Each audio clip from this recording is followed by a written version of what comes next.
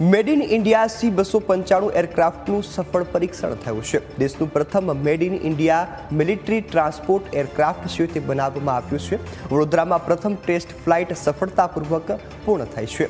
IAF માટે તૈયાર કરાયેલું આ ખાસ એરક્રાફ્ટ છે તો પ્રથમ પરીક્ષણમાં મોટી સફળતા મળી છે.